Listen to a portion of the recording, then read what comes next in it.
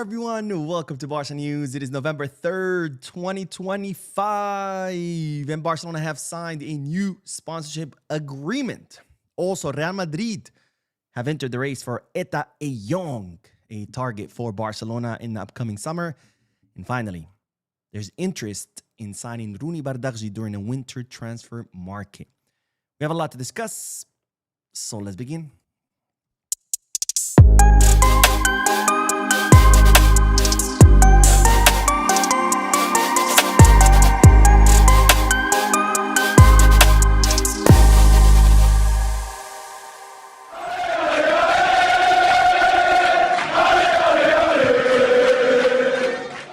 Hello everyone, welcome to the channel. My name is Mo. This is the Barca News Live podcast, which is on every Mondays, Wednesdays, and Fridays, where not only we discuss Barcelona news, but where I also get to interact with you lovely people in the chat section by reading your comments out loud, answering any questions, and getting the discussion going. So start filling up the comment section so we can, start the chat. Now, for those of you who will be watching when the podcast ends, I will be putting timestamps in the description and chapters in the timeline in case you do want to skip through the discussion, get straight into the news. Having said all that, make sure to hit the like button, subscribe to the channel, drop a comment. That helps the channel continue to grow. If you're looking for any Barcelona jerseys, merchandise, kits, whatever you want, not just about Barca, but any team around the world, you can head to Goal Kits, Kitback, or Fanatics. You have three options. If you want to place any sports bets on any sporting event, not just Barcelona matches, you can head to Bet Us. All links are in the description. You click on them. You get access to deals and offers that otherwise you wouldn't get access to if you went straight to the website without using the links. All right, having said all that, let's dive right into the news. And as always, we do have several bits of news for this first segment. As always, for the sake of brevity, it's starting with the news that Barcelona have signed a new sponsorship deal. And that sponsorship deal is with a luxury clothing brand called Amiri. It's an American luxury brand. I had never heard of them until today.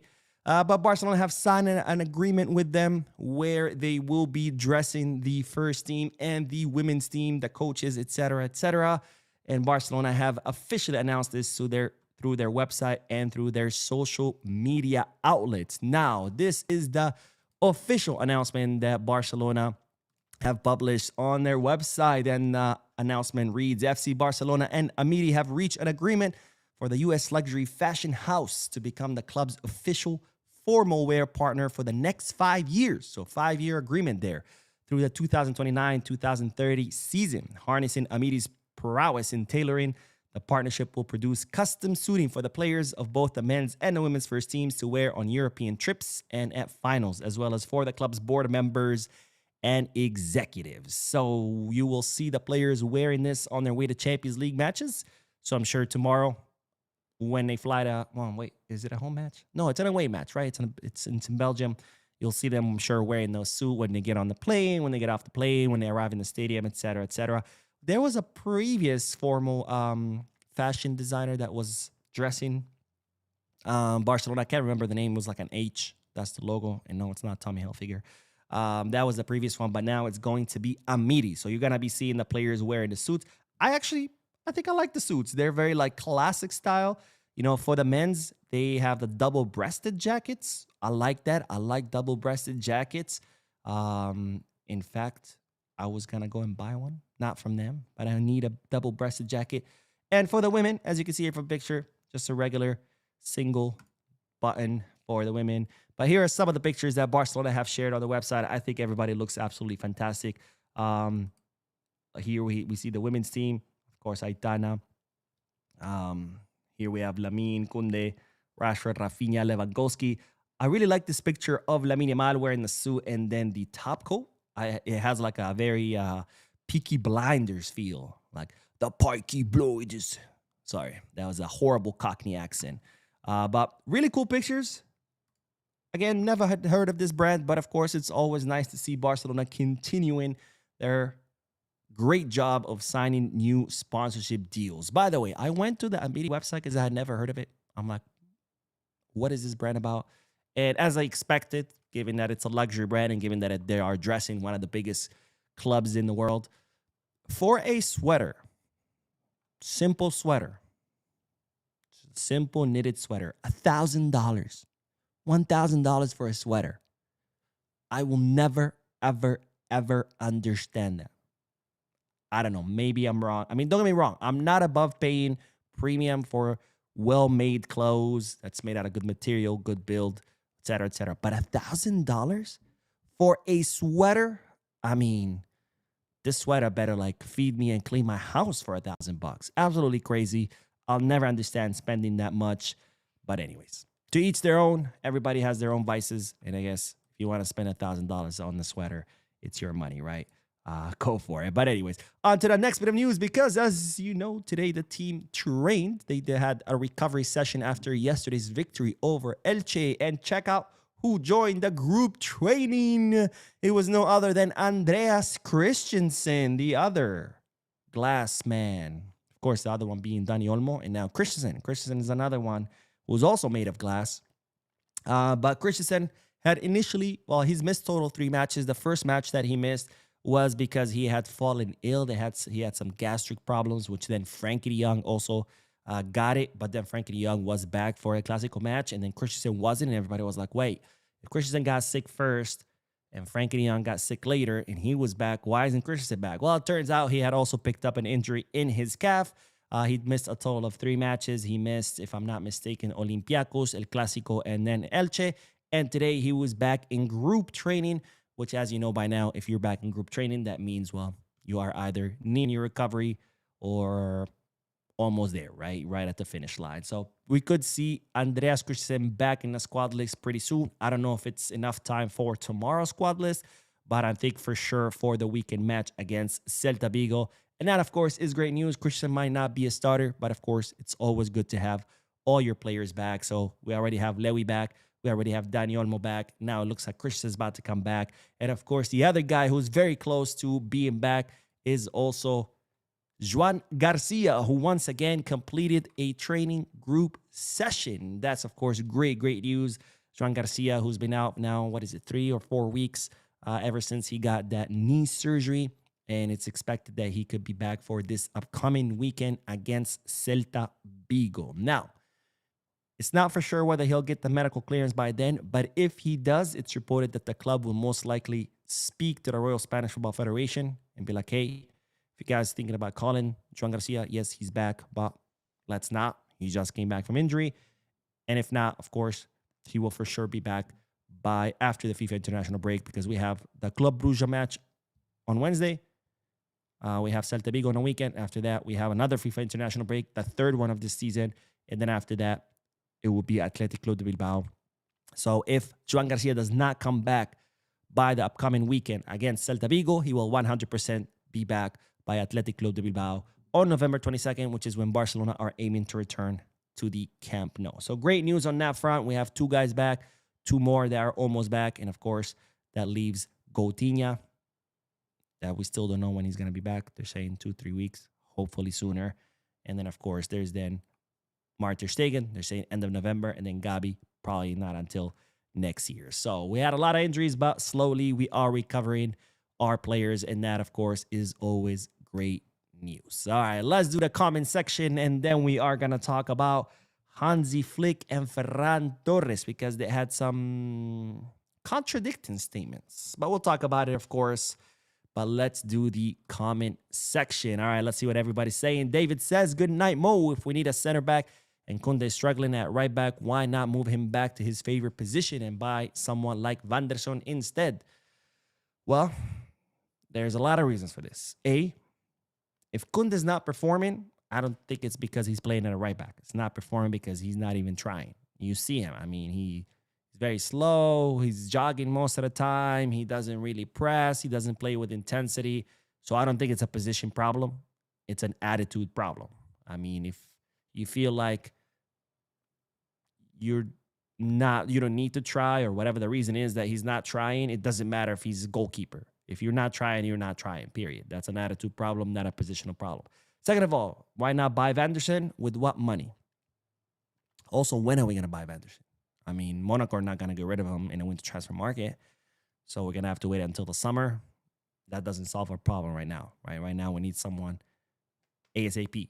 So, Raul says, hello, Mo. After being away for like 2 months, thank God I catch up with you today. Hope you are okay. Keep up the good work. Bizca Barca. Bizca Barca, my friend, welcome back. I'm glad that you're back with us Hopefully you can, be with us more often. And Jose Fernandez says, Mo, why do you think Roony hasn't been given more minutes? Why? It's pretty simple. He's been signed as a sub. That's his role. He knows his role. Everybody knows the role. He plays as a right winger. Who plays there? It's Lamine Yamal.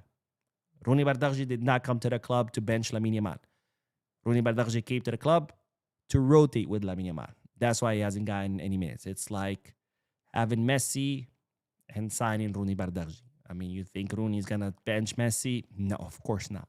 Not that I'm saying Lamine is Messi, but when you have one of the best players in the world and you sign a young kid from Swedish league, that young kid is not going to come to bench that guy. That young kid is going to come to rotate with that guy. So he has a secondary role. We all know he has a secondary role. It's like asking why Gerard Martin is not getting more minutes, because Gerard Martin is Balde's sub. As long as Balde is healthy and can play, Gerard Martin is going to be on the bench. If Balde gets injured, needs some rest, then we're going to see Gerard Martin, right? Same question with why hasn't Cochen gotten more minutes? It's pretty simple. He's the third goalkeeper. As long as Juan Garcia and Szczesny are healthy, Cochen is not going to be getting minutes. So he's in a secondary role. He's not a starter. Spooky says, Mo, what do you think about Barca fans celebrating Yamal breaking up with his girlfriend? Fortunately, there's a lot of, how do I put this delicately? Actually, fuck that. I never do things delicately because there's a lot of dumb people out there. That's why. That, stick their nose in places that they shouldn't be sticking their nose. Why do they care who Lamine Yamal breaks up with and who dates? It's like, mind your own business. How about you worry about who you're dating and who you're breaking up with? That one. It's that being diplomatic has never been my thing. I would make a horrible diplomat. Carlos says, I truly believe Roony should play more the way he is not afraid to attack. Amazes me. He can just get better, and I hope he gets more playing time. He even did an elastico. We'll talk about Roony Bardaghji in a little bit, and as far as his minutes, don't worry, that's coming up.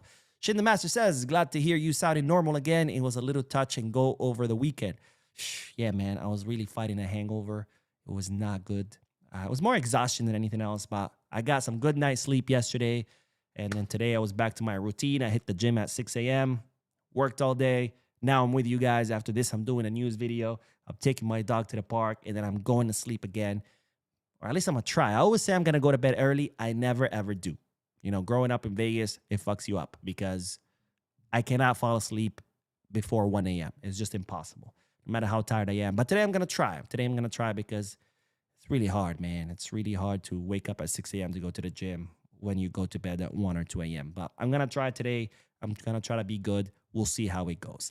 Now, with that, let's get back to the news because we do have to talk about Hansi Flick's statements. As you know, yesterday, Barcelona defeated Elche 3-1. And of course, Flick had some statements in the post-match conference, right? Post-match statements. I don't know what they call them. But anyways, Hansi Flick had the following to say, and I want you to pay attention because very different statements than Ferran Torres, which we're also going to review.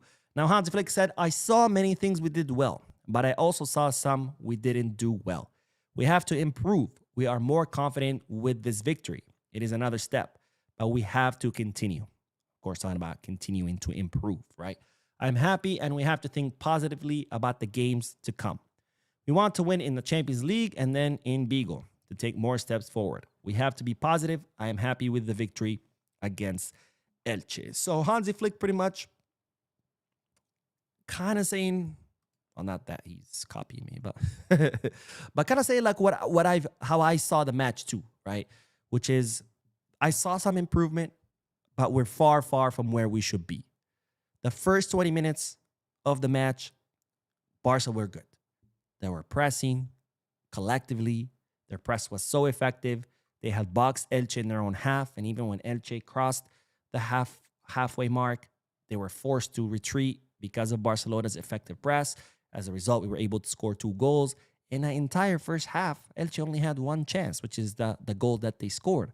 But then the second half, it was the same crap as always, as the same crap that we saw in the Clásico, the same crap we saw against Sevilla, against Girona, against Olympiacos during the first half, which was, again, a team that was playing with no intensity. We're not pressing. We're kind of disorganized, weren't really, even when they did press, they didn't press collectively. Like one guy would go press, the other one wouldn't, or one guy would press and then the other guy would like, oh crap, yeah, I should press too. So then he would react late, but then by then it's too late.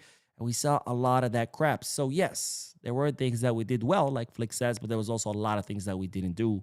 And this team needs to improve, because I tell you what, if we continue to play like we played in the second half, forget about competing for any titles. Because the way Barcelona have been playing, that's not a team that's capable of winning anything, including La Liga or the Copa del Rey or the Spanish Super Cup or whatever.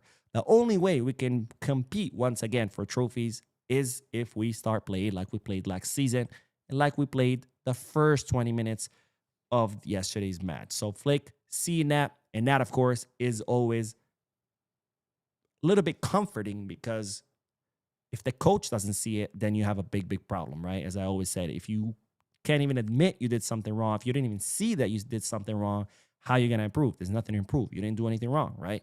But at least here, as always, Hansi Flick seeing what's going on wrong, and that's always important, because in order to improve something, first you have to realize that there's something wrong. And then you have to admit that there's something wrong. And you have to come up with a plan on how to fix that something, and then you have to implement that plan in order to fix it. So at least we have the fact that Flick has noticed that, okay, yeah, we won. Sure, that's a great win. 3 points. We needed those 3 points. 3-1. Okay, great. Great goals. But it doesn't stop there, right? It's not about the result. It's how you obtain the result. And it's always that's something very, very important. Something that a lot of people forget. Like, oh, we won La Liga. We won La Liga. Okay, how did we win it? And you know which season I'm referring to. No, we won La Liga. Okay, how did we win it? Playing like shit. So what happened the following season? We didn't win anything. Surprise. Oh, that's what happens when you only care about the result. It comes back and bites you in the ass. So Flick not falling for that, because Flick could have easily come out and say, hey, we won 3-1, 3 points, great victory, good job, everyone, let's go home. But he's like, no, yeah, we did some good things, but we also did a lot of bad things, and we need to improve. And that's very, very important. Now, we move on to Ferran Torres' statements, because he had something different to say. And this is what the quote-unquote shark had to say. It was important to start strongly, get ahead, and play the game we wanted to play. Perhaps we weren't as accurate as we should have been in some plays, but we found the spirit and intensity. I think we're fighting the Barca of last season, when we were all over the pitch from the start, needed to rediscover the joy of playing. Barca of last season, I haven't seen it. Not since day one, not yesterday, not El Clásico, not Sevilla, not PSG, not Olympiacos, not Girona. I haven't seen that Barca from last season. But Ferran Torres does. And at this point, I kind of want to know who his psychologist is, because he must be a guru, because he makes Ferran believe some things that no other one does, like the fact that he is a shark and he can replace Lewandowski as the starting 9. I don't know. And now apparently Barcelona is back. I didn't see it, but if you guys did, let me know. Maybe I missed something. Anyways, and by the way, I bring this up because this is worrying. When I see what Flick says, I'm like, all right, cool. At least someone is noticing that things are not going the way they're supposed to be, so at least we can fix it. Then I see Ferran say shit like this, and I'm like, oh, should I worry? Because if the players believe they did a great job, how are they going to improve, right? They did a great job. Hey, continue doing the same thing, right? But we can't. We cannot continue to do the same thing. Okay, it was great that the first 20 minutes were good, but what about the other 70? Because not being able to maintain the intensity is just as bad as starting without intensity. Because what's the point if you play with intensity for 20 minutes if the other 70 minutes you're not going to? Because a team like Real Madrid, like Bayern, like PSG, like Liverpool, Arsenal, Chelsea, you play intensity first 20 minutes, great. Maybe you score a goal or two. But the other 70 minutes, you don't play with intensity, you're going to get punished. And we can't allow that. So Ferran, my boy, come on. Let's be real here. Anyways, let's get back to the comment section. And then we are going to talk about Roony Bardaghji, his minutes, and also Lamine Yamal's minutes, because there is news regarding both. All right, let's see. Where did we leave off? Faye says, hey, Mo, wait, all my comments just went blank. All right, there we go. They loaded back. Hey, Mo, it's good. Good caught you're live, and I'm happy to know Lamine will get less workload. Roony, a good player and need game time. Again, we'll talk about it in a little bit. I don't want to get ahead of myself. Carlos says maybe Kunde will be back to his prime with these suits. Yeah, for sure, man.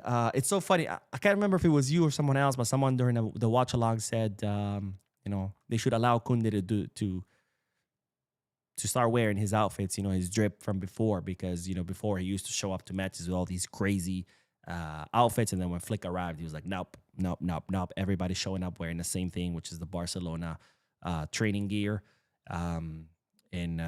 Someone was alluding that was why he started sucking. So yeah, maybe with these suits, he'll finally feel like confident again, I guess, and be like, all right, let's get it together. Let's see. Shin says FC Barcelona Goodfellas edition.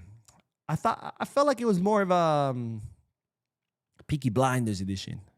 Maybe just Lamine's, the one with the top coat, and maybe if you get like a little hat, it could definitely be the Peaky Blinders. Tommy, something's not right, Tommy. That's Arthur. That's bad. Kenneth says, hi, Mo. Is it true that Ter Stegen go to Chelsea? Flick's supposed to give Roony more playing time. Chelsea is interested in Ter Stegen. So is Man United. So is West Ham. So is Newcastle. And Saudi. Am I missing any other teams? Monaco. So there's a lot of clubs interested. Is it true that he's going to any of them? No. No decision has been made. So my man says, hey, Mo, how are you doing today? I'm the only one who have issues with overpriced luxury wears. Maybe you are not rich. Maybe. But honestly, it's not even about whether being able to afford it or not. I just cannot imagine in any context willing to spend $1,000 on a sweater. Because it's a sweater. There's a difference between maybe if you tell me $1,000, I don't know, on a television. I'm like, all right. Or a computer. I'm like, okay. It's the same amount of money, right? But in one case, I'm like, okay, I would pay it. In the other one, no. Even though it's the same amount, and you would think that doesn't make sense. It's still $1,000, right? Right. But in a computer, you could justify why that computer costs $1,000. The parts, the performance. But a fucking sweater? A sweater. How does a sweater? How do you explain that a sweater is $1,000? And again, it's not even about affording it. Okay. I have more than $1,000 invested in this YouTube setup. But in a sweater? I mean, these are computers, machines, chips. Engineers had to design this and test and trial and error and research and decades of building upon performances and parts, and someone had to put it together. And it's like, it allows me, a guy in New York City, to be able to talk to you guys all over the world. I mean, okay, it makes sense. But a fucking sweater? I mean, what is this? The last sweater on earth? I don't get it. Maybe I'm missing something. I don't know. RP says, Mo, love your content, bro. You're one of the few real Barca fans left who doesn't sugarcoat things for Madrid fans. Pure passion, pure Barca. Barca. Thank you, my friend. I appreciate you. Unfortunately, that rubs a lot of people the wrong way, but I am who I am, right? It's like sometimes when I tell people who go in the comment section, it's like, oh, I don't like this and this and that, and you should change this and this. And it's like, look, man, I'm going to be for real with you. I am who I am, and I can only be who I am on camera. And if you like that, great, welcome, watch. If you don't, that's fine, right? I cannot change who I am just to please you, that specific person who's complaining, right? Because in doing that, A, I would be fake. B, no one would buy it because I would be fake. And 3, by changing who I am and faking it to please that one person, the other people who liked my original version, they're not going to like it. So there's always going to be someone who's not going to like it. So all I could do is just be myself. And the people who like it, great. And for those who don't, that's fine, right? Everybody has their own style. And, I always recommend for you as a watcher to watch whoever suits your style, right? It's just how life is, right? You can't go If you go to a restaurant and you don't like their food, why would you want to go back and keep eating that food and complaining about it? No, you look for another restaurant where you do like the food. Same thing with content, right? You find someone that you like and you watch. If you don't like it, don't watch it. But people who come here and are like telling me what I should do and shouldn't do and how to act and not act, bro, go watch someone else who acts the way you want them to act. Like, what the fuck are you doing here? Again, it's like going to a restaurant whose food you hate and eating it every day and every day complaining, this food sucks, this food sucks. Well, stop fucking going. I don't know. I guess I'm crazy for thinking that. But anyways, Shin with the donation. Shin says, new month equals another membership raffle. Good luck, everyone. Here we go. Thank you so much, Shin, for your generosity. Not just for the donation, but also for gifting. Not one, not two, and not three, not four, but 5 Barca membership. Thank you so much, Shin, for your generosity. And I already see people are receiving them. How does it work, by the way? Like, is it just automatically, or do you click on something and you are able to claim it? I have no idea how the gifts work, but thank you, Shin, for your generosity. By the way, we had the MoCast on Sunday. I raffled a Barcelona kit for all members, and Shin was the lucky winner of the raffle. So, Shin, I will be buying and shipping you your kit this week. Hopefully, you get it pretty soon, so you can start wearing it and add it to your very, very long collection of Barcelona kits. But thank you again, my friend, for always supporting the channel. And with that, let's get back to the news, because we do have some news about Roony Bardaghji. Because, you know, a lot of people are like, Mo, what's going on with Roony? The minutes, blah, blah, blah, blah, blah. Well, I got some news about him and Lamine. And you might be wondering, well, what does Lamine have to do with Roony? These two bits of news are connected. Don't worry, you'll see how. Now, the news is, first, starting with Roony Bardaghji, is that Barcelona have been receiving interest to sign Roony in the winter transfer market. Now, since Roony has not been getting a lot of minutes, and since, of course, he looks like a talented, promising player, some clubs have taken interest in him and have been calling Barcelona, have been knocking on Barcelona's door, like saying, hey, you guys have this guy. He's good. He's promising. I like him. You guys are not using him. How about you send them my way?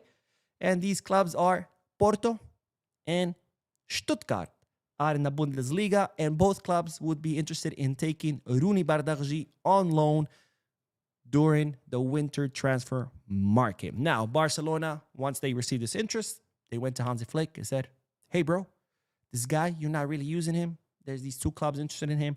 What do you think? And Hansi Flick said, and I'm paraphrasing here, cool story, bro. Now, please close the door and get the fuck out of my office. In other words, Flick has said, absolutely not. Roony Bardaghji is not going anywhere, and he wants him to stay at the club. Again, paraphrasing. Don't quote me. That wasn't actually what Hansi Flick said. Hansi Flick said 9999. And that was the end of it. So, interest in Roony, but Roony not leaving. Now, for those of you asking, hey, Mo, why isn't Roony getting minutes? It's pretty simple. He is not a starter. Barcelona signed him with one purpose and one purpose only, for him to be a rotational player with Lamine Yamal, or in other words, to be the substitute of Lamine Yamal. The player knows it. The club knows it. Everybody's on board. And Roony, of course, knows it, because he knows Lamine Yamal is one of the best, if not the best player in the world, and he's not going to come here and bench him. Now, Barcelona, or I should say Deco, not Barcelona. Deco did meet with Roony Bardaghji's agent a few weeks ago. Kind of like to check in. The agents of players do this. They go, they meet with the club. Hey, how's my player doing? What's the plan with him? Blah, blah, blah. And during this meeting, Deco assured, of course, Bardaghji's agent that they fully trust his talent. They fully have long-term confidence in him. But, of course, he would have to earn his minute.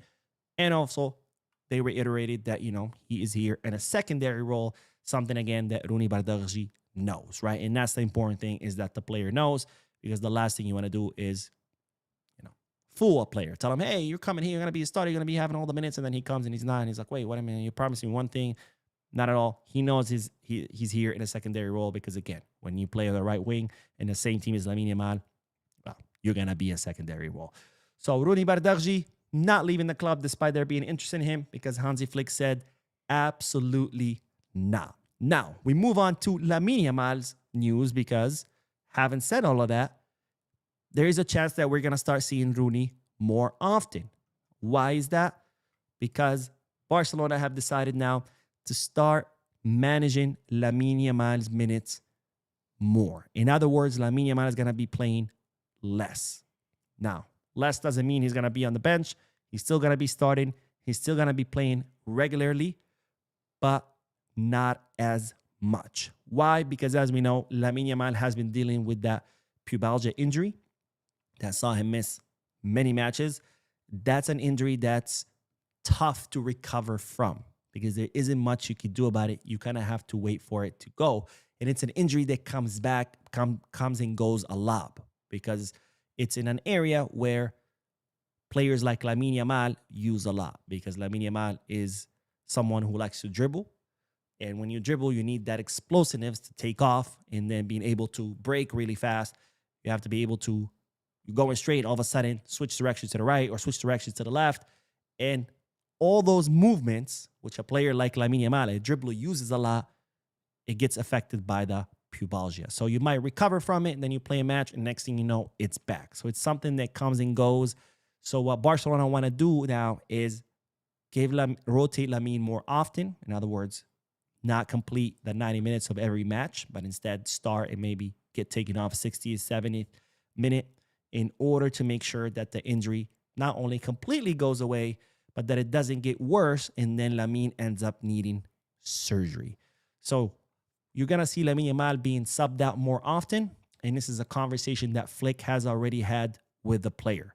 They've already sat down with him and said, look, this is not performance-based, this is not personal, but we are going to have to give you less minutes because you need to recover from this. You cannot get re-injured, and we cannot make this worse. So given this news, of course, it means that we are going to be seeing Roony Bardaghji more often. More reason on why Hansi Flick told the club, go kick rocks. This guy's not leaving because he leaves. Who the hell's going to sub Lamine Yamal?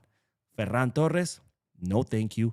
But anyways, that is the news for this segment. Let's get back to the comment section, and then we are going to talk about Etta Eyong, a Barcelona target, as you know by now, as Shin with another generous donation says, when you click on the icon to do a super chat, there's a membership gifting section. Once it's bought, it's totally random who gets one. I also do it for the SEC podcast channel when I'm watching news about my Longhorn. SEC podcast. I've never heard of that. Let me check it out. SEC podcast. Come on. God, I hate Macs. It's like when you do the split screen, you cannot type anything in the other screen. So what's the point of the split screen? SEC podcast. Let's see. All right. Hosted by Mike Bratton and Cousin Shane. Delivers daily Southeastern Conference football insights. Okay. So it's pretty much a Barca news channel, but about college football in the Southeastern Conference, which, by the way, I have no idea what that means, Southeastern Conference. But that's pretty cool. I don't watch football. I do watch the Super Bowl, so I guess I do watch football once a year, but that's about it. I prefer playing it and watching it. It's weird, but yeah. But thank you, my friend, for your generosity, and good to know how it works, that it's just random. And I see already we have 5 people. First, we have the Jeff, who has received a membership. T-Max, who's also received a membership. Glenn Edward, who's also received a membership. Aaron Parker. And then the last person is Cock Bigsy, who's also received a membership. So congratulations to all of you. And of course, thanks to Shin for his generosity for giving away those 5 memberships. As a member, you do have access to the Discord server. If you go to the community tab, you're going to see a post with the Discord server link on it. And it's only viewable by members, the post that is. When you click on the Discord link, you'll be able to get access to the Discord server. Now, make sure you are logged into Discord with the same email that you log into your YouTube account, because they are linked. So Discord will recognize your email from a YouTube account that you are a member and will allow you in. If you try to use a different email, Discord's going to be like, you're not a member, sir. Get out of here. And you're not going to be allowed. And also, Saturdays, MoCast is the podcast just for channel members. All right, let's see. Let's do a couple more comments and then we'll do the last bit of news regarding Etta Eyong. David says, there goes Ferran's coaching career.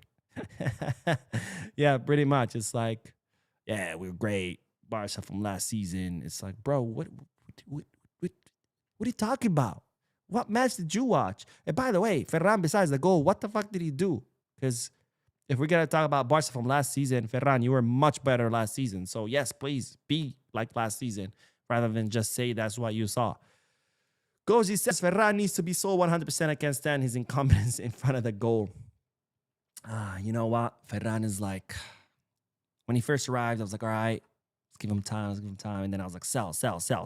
The last season, he becomes kind of a good sub. And I was like, all right, not bad to keep around, to be a substitute. But now I see him this season again. I'm like, oh, yeah, for sure. I mean, to keep Ferran is okay if you keep him on the bench, but he cannot be the starter. He cannot be our starting 9. This is FC Barcelona. Clubs like Barcelona, like Madrid, Man City, Liverpool, the top clubs of the world, they need top of the class 9s. It's one of the most important positions. I mean, that's the guy that's going to score your goals.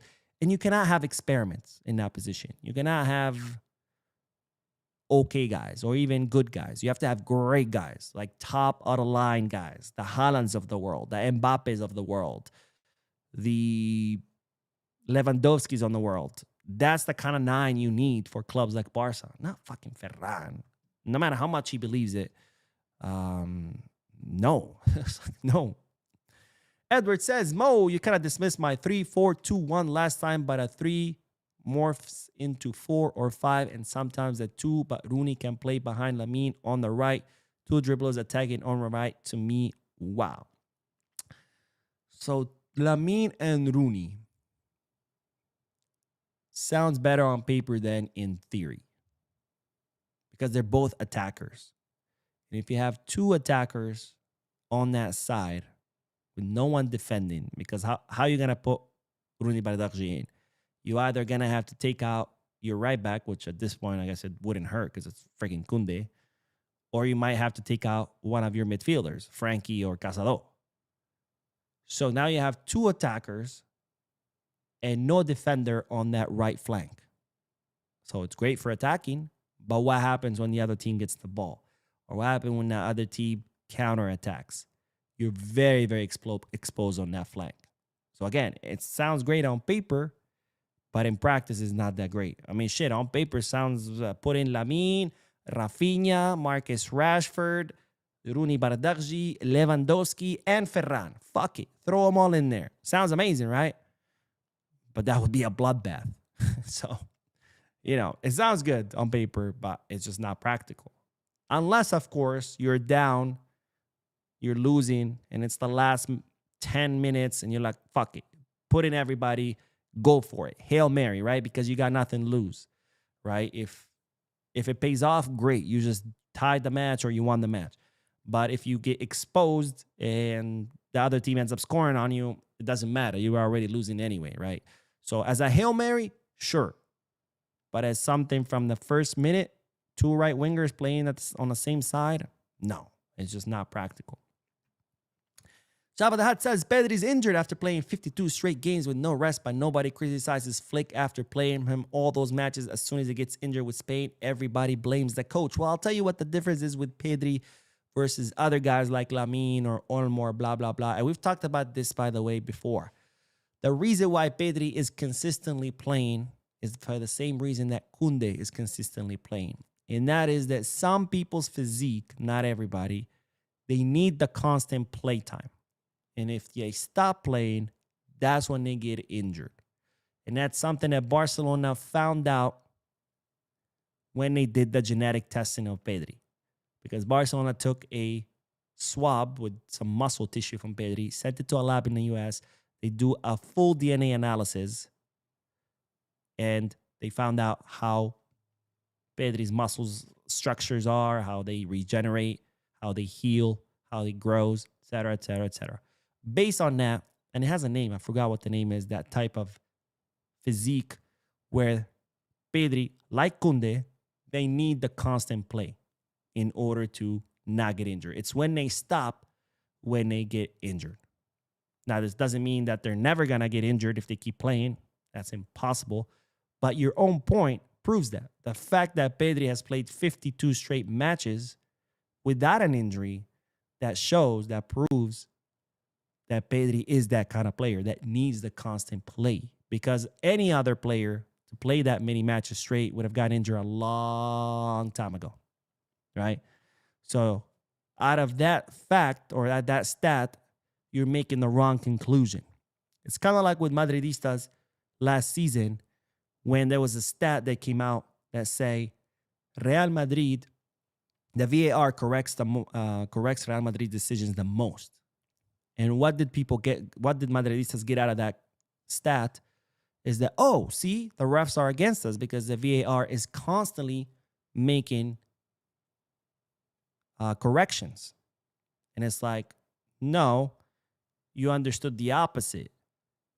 The fact that VAR has to constantly intervene, that means that the refs on the ground, on the field, are consistently erring in your favor.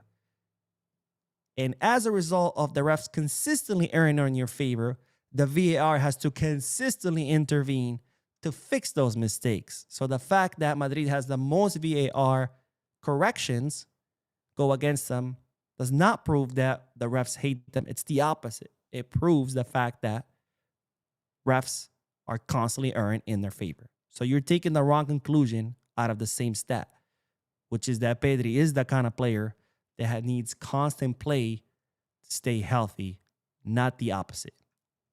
I hope that helps.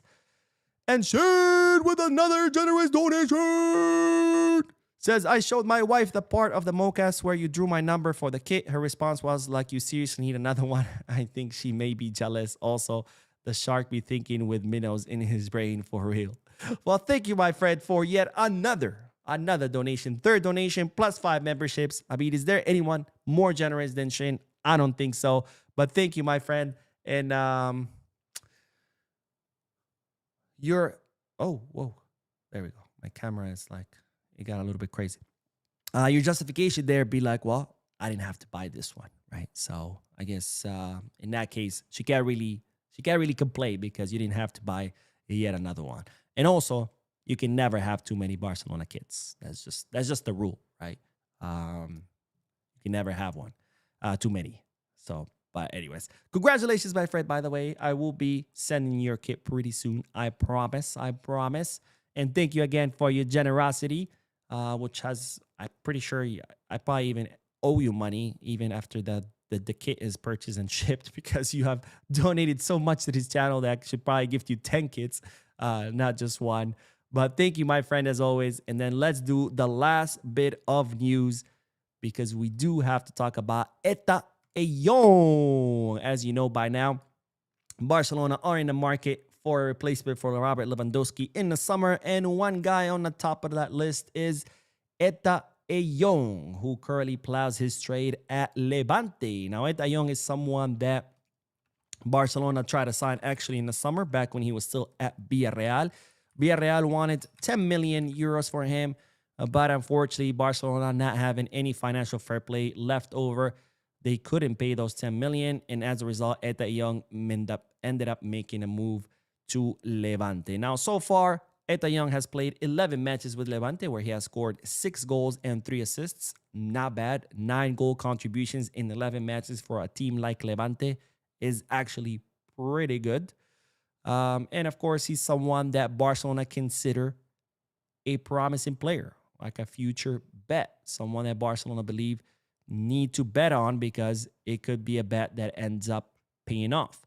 Now, Etta Eyong has a 30 million euro release clause, which Barcelona could technically try to negotiate down, and believe that maybe for 15 to 20 mil, they can end up signing him from Levante, which of course it's double what we could have signed him for but last summer. But our situation is the situation that we're in. It's kind of like the poor tax. You know, they say poor people get taxed more in different ways. For example, poor person cannot afford dental insurance, which might be, I don't know, $50 a month. But because they don't have dental insurance, they don't do regular checkups, and then that cavity that could have been cleaned up, it becomes a root canal and ends up 2,000. So you can't afford the $50 a month, but then eventually that becomes a $2,000 bill for a root canal. So it's kind of like, I feel like that's what's happening with Barcelona. We're going to sign him for 10 mil. We could have because of financial fair play. So now we have to pay 20 or maybe 30 if Levante say pay up the full release clause. Now, what's the news? The news is that Real Madrid are now after the player with their sporting director, Santiago Solari, personally recommending to the club the signing of Etta Eyong, which proves kind of a hypothesis I have that the best sporting director that Real Madrid have ever had is Barcelona. Barcelona want Arda Güler, Real Madrid sign Arda Güler. Barcelona want Mastantuono, Real Madrid sign Mastantuono. Barcelona want Etta Eyong, not Real Madrid trying to sign Etta Eyong. I swear to God, we are their best sporting director. Now, the good news is that despite Real Madrid's interest in Etta Eyong, it's reported that Etta Eyong wants to come to Barcelona. In fact, he was ready to come to Barcelona next summer, but of course, not next summer, last summer, but it didn't happen. He still wants to come to Barcelona, and they say the player wants to decide his future this January. He doesn't want to wait until next summer. Not that he wants to leave in this winter, but this winter he wants to know where he's going to be playing in the summer, which is, if that's the case, if Etta, you think that if Barcelona doesn't come knocking on your door by January, then just go somewhere else, okay? If you really want Barcelona, you're going to wait for Barcelona. And if not, just go somewhere else. But anyways, that's the news. Real Madrid interested in Etta Eyong, but the player wants Barcelona. And of course, he is on the top of the list for Barcelona as possible replacements for Robert Lewandowski, which of course begs the question, what do you guys think? Etta Eyong as a replacement for Lewandowski? I don't know about that, honestly. Not because I don't believe Etta Eyong is good or nothing, but I think he's not there yet. I mean, if he does have the potential to become a top center forward, he's not there yet. He's only 22 years old. He hasn't been playing first division football for too long. I think he only played last season with Villarreal, now with Levante. And that's not the kind of number 9 that we need. We need a number 9 that can hit the ground running. Someone in their prime, someone with top experience, not just with top club, but also someone who, has played the big competitions, Champions League and such. Because at Barcelona, like I said before, when I was talking about Ferran Torres, a club like Barca, like Madrid, all these clubs, big clubs, they need the best of the best in that position. The Haalands of the world, the Lewandowskis of the world, the Mbappés of the world. That's the kind of number 9 you need at a club as big as Barca. Maybe Etta Eyong will get there one day, but he's not there today. So maybe I think Etta Eyong would be a better signing if we sign also someone else who can hit the ground running. Like, for example, not that we can afford both, but maybe if we sign Harry Kane and Etta Eyong, that makes more sense, right? Harry Kane can be the starter 2-3 seasons while Etta Eyong grows and develops. And then when Harry Kane is ready to leave, Etta Eyong can take his place. But to sign Etta Eyong right now as the only replacement for Lewy, I don't know if that's the right move. But of course, right move is not the same thing as what you can do, right? Because after all, we are tied because of our financial situation. So we'll see what happens in the summer, of course. But Etta Eyong wants Barca. Real Madrid wants Etta Eyong. But for now, Etta not interested. Let's get back to the comment section, and then we'll end this live stream or podcast because that's all the news. But of course, there is another video coming after this one because, as always, there's always more and more news. Ahmed says, I don't think Pedri is actually injured. I just think Flick doesn't want him to go for international duty. And mark my words, he'll be back as soon as the international break is over. I mean, he could be back by the international break is over, but not because it's some kind of conspiracy. It's because that's how long it'll take him to recover, right? He's by the weekend of Celta Vigo, that'd be 2 weeks. Plus another 2 weeks if even international break. That's 4 weeks. That's how long he's expected to be out. Now, to suggest that Flick would fake the injury of a player so he doesn't go to the international break. That's a bit preposterous because we're talking about Pedri, the most important player on the team. So to have a miss a Champions League match, to have a miss Celta Vigo, that's always a difficult opponent, especially in their stadium. It's quite the leap. It's quite the leap. Let's put it that way. Not to mention that it's fraud, right? Because when a player gets injured and you have to forward that paperwork to the Royal Spanish Football Federation, you have to forward the actual medical reports. So, I don't know. Unless you think Hansi Flick is a fraudster, but I wouldn't be making those statements. United Africa says Barcelona needs someone like Osimhen or Haaland, not Etta. I don't even think Osimhen would cut it. Not that I have anything against Osimhen. I mean, he's doing great at Galatasaray. But we also what happened in Napoli. Do we want that kind of energy in our locker room?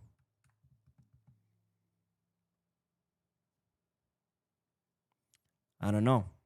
I don't know if that's something we want in our locker room. And Shin says Haaland had an absolute killer Joker costume for Halloween. It was fire. Oh, I have not seen it. Let me see. Let's see if I can find it. Let's see. Haaland. Joker. Yo.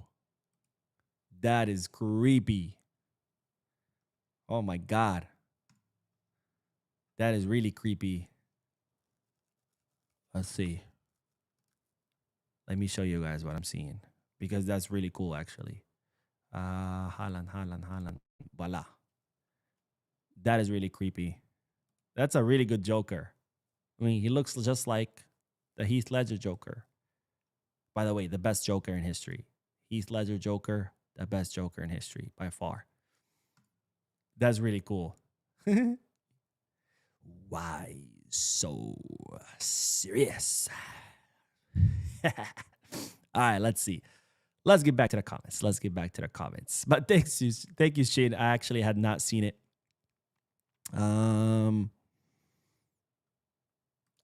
United says, why not selling Lamine for $250 and bring Osimhen and other 3 signings?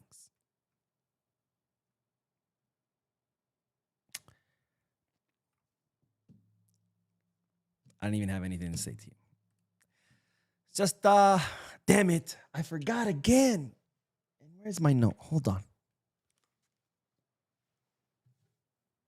No, it's not this one.